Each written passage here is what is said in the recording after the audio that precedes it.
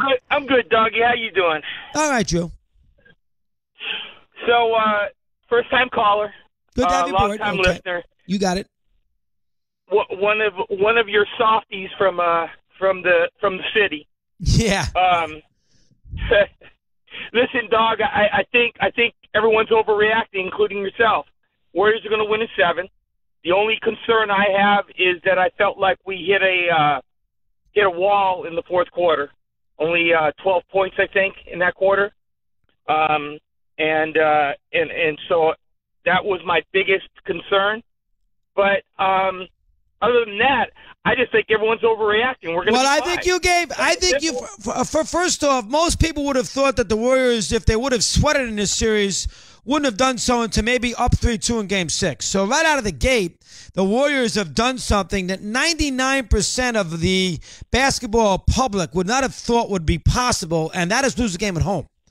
And furthermore, they have had 2 chances now to knock Houston on its fanny, Game 2 and Game 4, and did not do so, which is also a concern. Well, and number 3, you want to win in Game 7, you're going to have to win a game in Houston in that 7th game. Now, I'm assuming you think you're going to lose tomorrow too. Then, if you think the Warriors are going to win in 7, is that correct? Well, we'll see. Here's my thing, Dog. We're playing the Rockets with the best record in the NBA. They better play well. Plain and simple. The Rockets better show up. So I didn't expect them. Other than other people, I didn't expect them to roll over. Okay, so I think I know we're gonna win another game, probably Game 5. I have a feeling Rockets will come back and beat us in 6, and we'll beat them in 7. I really think it's going to go back and forth. I do. Well, in other words, Drew, and that's a good call. That I don't see. You want to tell me the Warriors win in 7, you got to figure the Warriors are going to lose again tomorrow night, because I do not see that every other game now the visiting team's going to win. All right, the Rockets win Game 4, the Warriors win Game 5, the Rockets win Game 6, and the Warriors win Game 7. That I don't believe. This is not the NHL. This is the NBA, where home court's got a little more stability than that. So I do think that the Warriors will win Game 6 no matter what. Up 3 or down 3-2, I think they're going to win that game. Now, I would make very much like Cleveland. It's the same scenario. I would sit there and I would think that both Game 5 and Game 7, I give a little edge, 55-45 in those 2 games to Golden State. I give them little edge in both those games. I give the Warriors an 80-20 edge in Game 6.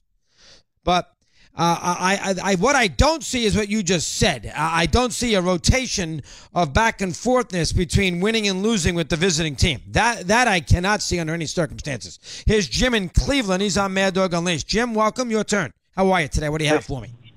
Hey, Chris, one quick thing about the Warriors. They're a soft team. They're a front-running team.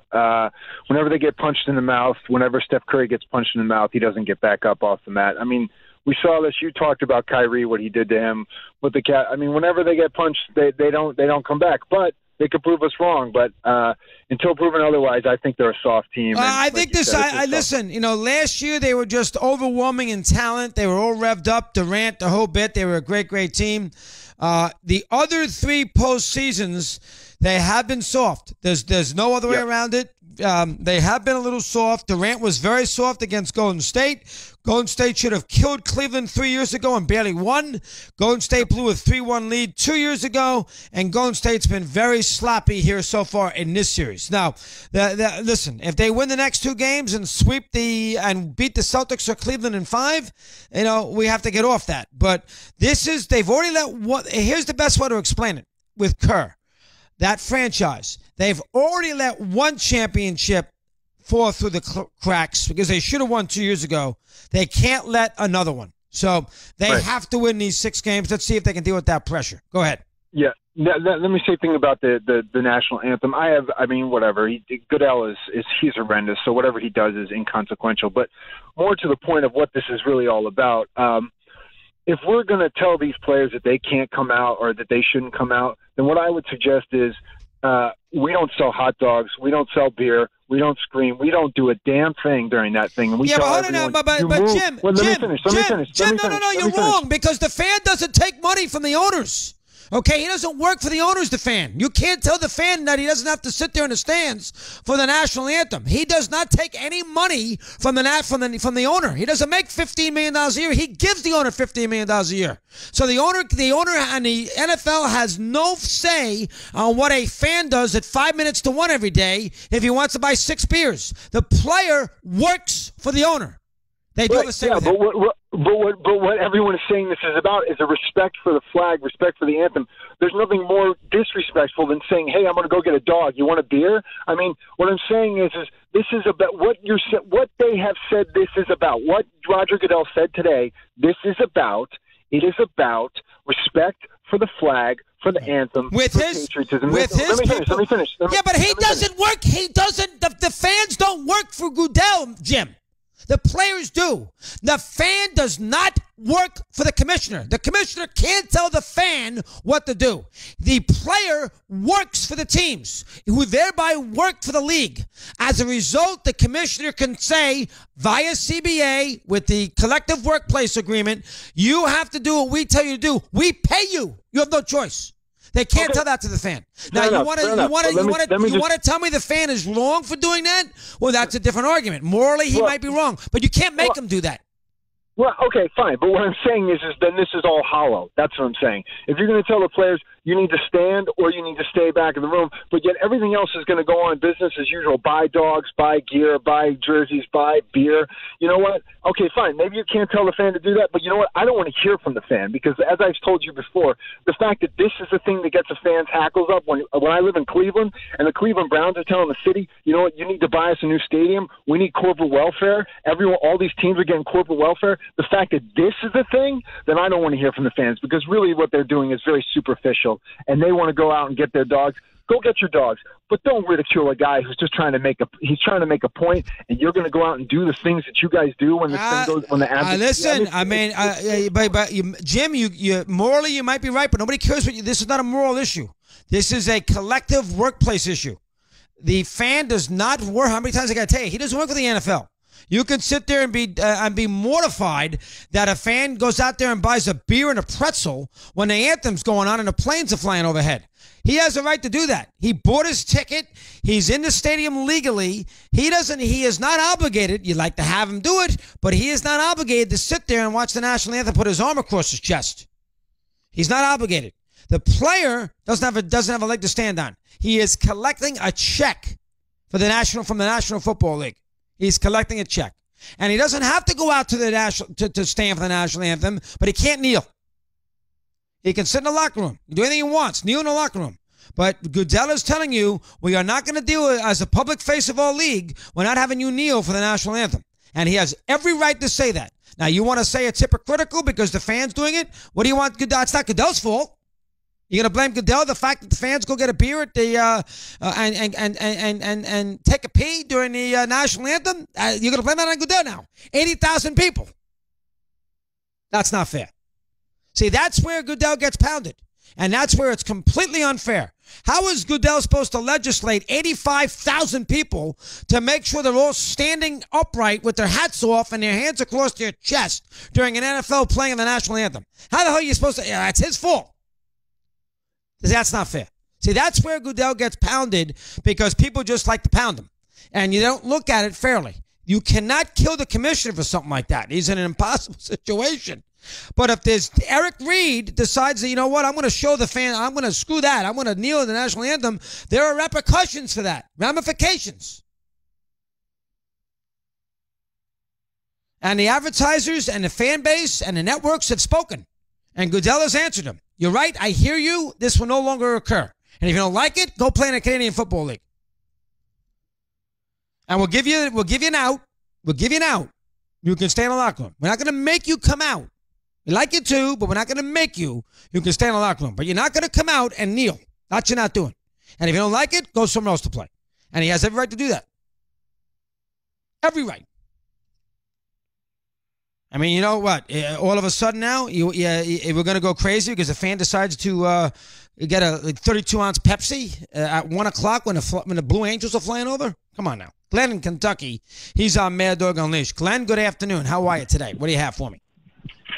Hey, Dog. Great show. Dog, I'll tell you, it's going to come down to money, and where Aaron Rodgers, we got to tell you, Aaron, we don't give a darn. You're pouting. Hey, people in this country are lucky to make $75,000 a year. You're pouting. Oh, we're so damn sad for you. Captain America, what the hell? I mean, what he makes and the God-given gifts, I know he's worked hard, but look in the mirror, Captain America, and say, thank you, Jesus, for what Colin Kaepernick, we don't give a damn what his cause is. We really don't. Like you told that last caller, this is a business. So employees that work for a business, if they don't embrace the culture and the general narrative of the particular company they represent, they are gone. If they don't have alignment, they are gone. But, dog, I'm telling you, brother, pro football's in trouble. I don't watch it anymore. It's all politics. Again, Glenn, a good call. I'll listen to pro football. I'll listen to the occasional fan out there in the wilderness telling me football's in trouble and there'll be a little something to it when I see 30 million people watch the Super Bowl. When there's 105 million people watching the Super Bowl, over 100 million people, and an NBA playoff game gets 6 million, and a baseball playoff game gets 5 million, and an NHL game gets 3 million. When I see football get below 50, 60 million for a playoff game, then I'll start believing that football is in trouble. That is also nonsense. The idea that football. Now, I love to get on the ratings all day. Nobody loves to get around the ratings more than me. Nobody. But I got to be fair. I mean, the Patriots-Eagles had 100 million people watching it. I mean, let's be honest. Nobody gave a crap about the national anthem that day. Fans included. Here is Matt in Texas. He's on Mad Dog Unleashed. Matthew, welcome. Your turn. How are you today? Matt, are you there? Hey, Doggy, how are you, buddy? Matt. I'm okay, Matt. Thank you. What's going on today? What do you have for me?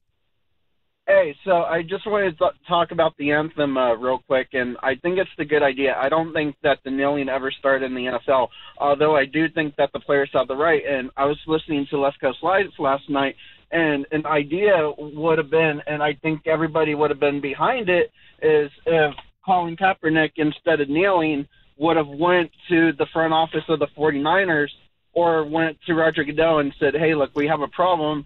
This is social injustice. I want to see these things done, and talk to the different police departments and things like that. He would have had so much support behind him instead of dividing everybody and ratings going down and everything else. I just wanted to get your thoughts on that. Well, listen, Kaepernick should be in the NFL. There has been a little bit of a blackball situation. I get that. And he shouldn't be on San Francisco. He's not that good, but he should be a backup quarterback somewhere.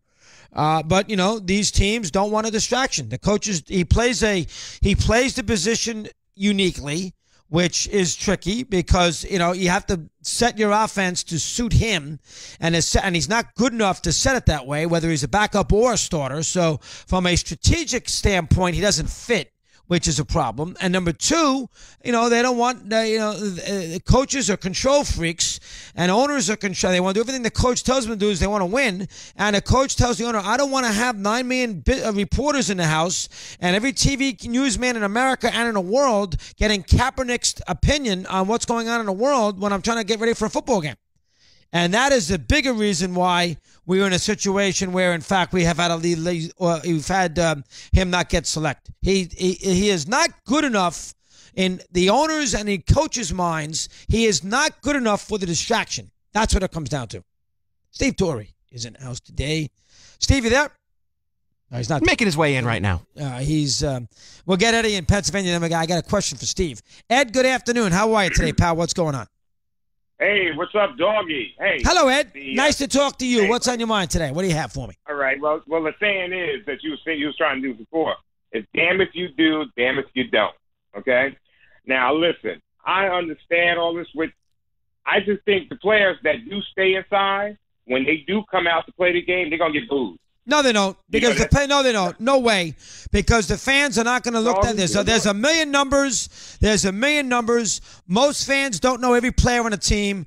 They're going to blend in. No fan's going to know, and no fan's going to boo. Now, if there's 30 players sitting inside, which there won't be, there'll be 4 or 5 a team, then it's a different argument. Right. No fan, Ed, is going to sit there and pick on a player who's inside. That's a bunch of nonsense. Hey, listen now, doggy. When you're playing opposite team and you're the visiting team, they will get booed. No, they won't.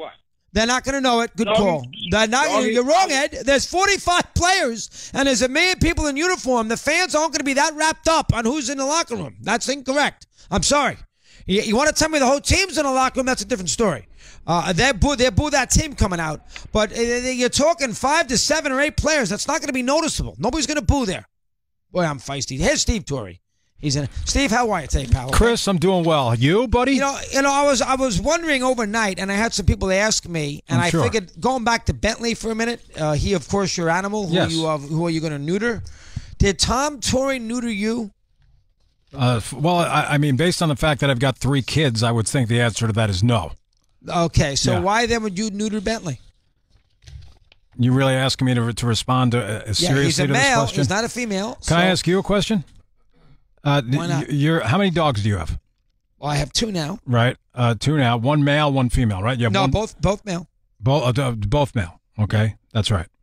And neither one of those dogs have been taken care of. No, both those dogs have nuts. No, the dogs are fine, Steve. Oh, okay. They have what now? But I wouldn't do that to my animal. You have done that to your animal. Not yet. And I'm curious why you have decided to neuter Ben. Because that's what you do. That is what's been done. Unless you're a breeder, which we're not. But he's not a female. He's a he, is he not? Yes. So you're not going to have 9 million dogs, at 12 points. So from that standpoint, what's the big deal? I see. I'm very curious as to why this is continuing, this conversation. I'm just curious. I'm floored that you've decided to do that to that poor because rescue. it's so shocking. Because nobody does that. That dog's been through enough. You want to do that to him again? That dog's in a very happy place. Trust me. All right, now, we got a lot to talk about. First off, Rockets. Let me hear your take on that. Go ahead. I showed a bunch of guys. I didn't think they had it in them, to tell you the truth. I mean, I thought after Game 3, I thought the series was over. I thought maybe they'd get a Game 5 at home like everybody else, and that this thing would be over in 6. And it still could be. But, I mean, they took some punches. They turned up the defensive intensity there late in the fourth quarter. And, on a night that Harden played great in the first half and did not much, although he was pretty good defensively late and came up with a couple of steals, but he didn't do much. Well, those steals are in the second quarter now. Remember that. Yeah, but my point is he didn't do much in the second half in terms of production, and I thought Gordon played pretty well, and Chris Paul showed you something. So, great overall performance. The Warriors, I thought, stopped playing when they were up 12 at times. A little too much isolation, not moving the ball well, and then they kind of took the foot off the pedal. But give him credit. And so now the best part of the whole thing, regardless of how it got there, is that we're here. We're here in a situation now where we got some drama. I mean, you've got a potentially where you can have 2 Game 7s in the conference finals, where the 2 teams that most of us thought would get to a championship series are going to have to go on the road to make that happen. And listen, and I think that will I think that's going to happen. I think the Celtics are going to win Game 5 tonight. Cleveland will counter, and I think Golden State. I think at the very least, I wouldn't write them off in Game 5. So I think that they have that's a 50-50 game. I agree, but I think Golden State will definitely win Game 6. Chances are there could be a Game 7 there. You get 2 Game 7s this weekend, Stevie, in the NBA conference. That's a hell of a weekend for the NBA. Would you put it better than 50-50 that we can get there? No, I think there's a better chance that Golden State would win in 6 than the Celtics. But I think the Celtics and Cavs. I think that's going to be a Game 7. Yeah, I would be very surprised if it's not. Now, LeBron goes in tonight, scores 48, and they win, and then they're going to win 6. I won't be very surprised because of the fact that I wouldn't be. You can't be. The game is a pick'em game. Would you be very surprised if the Cavs won tonight? You wouldn't be very surprised, would you? No, that's why I said. LeBron could go off tonight and they could win easily. So I'm the way that the pattern has gone. I'm anticipating it going 7. I feel strongly about that more so than the other series. All right. So you think Golden State's going to win tomorrow night? Yeah, I do. Again, it's like it basically comes down to I will not accept the fact that Houston's going to win the series until I actually see it happen. That's how I feel. I understand. Now it could be wrong because they did. They surprised me last night. Game 2, I wasn't surprised because they were desperate, and I know last night was obviously desperation, but I felt like they were just too far gone. And after that third quarter barrage, I thought they were shot, and I think everybody did. So from that standpoint, you give them credit. Yeah, you sure do. And let's face it, Steve, that was a classic NBA playoff game. It was very good. It was great. It was a great game. I was into it. Very much so. And I'll be into the hockey tonight. You know, I really, for someone like me that doesn't have obviously any dog in the fight and casually watches hockey and gets more into the playoffs than he does in the regular season, I'm rooting for Washington because that's going to be a little more attractive to the eyes for me. I agree with that. And you know, Keith Jones liked Washington to win this game tonight, which I heard that in the sound. All right, you got a sports bite, a lot of games to get to at the baseball today. Here's Steve Turek.